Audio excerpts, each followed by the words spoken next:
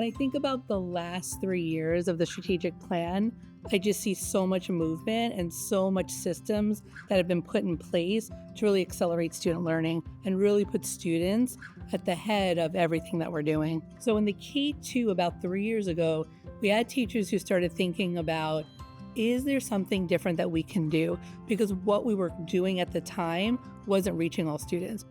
My name is Nicole Habib Ling, and I am a language and literacy TOSA at Beresford Elementary School. When we were in the classroom 4+ years ago, we were looking at something called the 3 cueing system, which I personally did all of the time. And it's, like, look at the word, look at the picture, use the picture to figure out what the word is. And we would have the students sort of learn to read by guessing. And in those moments, a lot of our gut felt like something's not right here.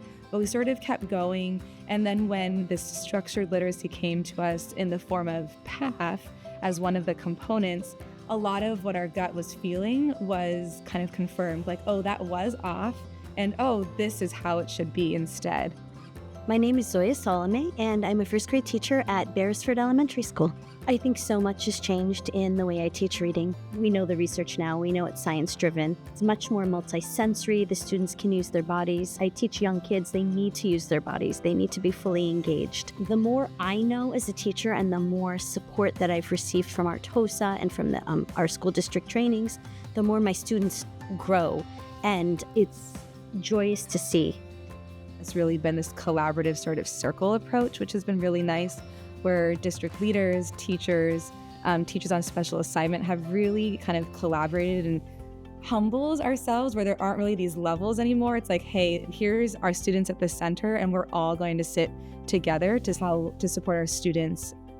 In the last 3 years, students increasing every year based on our district benchmarks, their ability to show us that they are learning the foundational skills in K-2 so they become fluent readers in 3rd grade and beyond. We know that if students leave 2nd grade without these skills or without a strong grasp of these skills, they'll keep struggling and it's really hard to catch up. And we have seen that our students are actually performing better in March than they did in May last year. And that's all students, kinder, 1st and 2nd, and our student groups like multilingual learners, students that have an economic need, students with disabilities. Every student group and every grade level is at least where they were in March or higher. They're excited, and that's a huge part, right? Joy is a huge part of success, and when there's joy, there's also a feeling of confidence within that.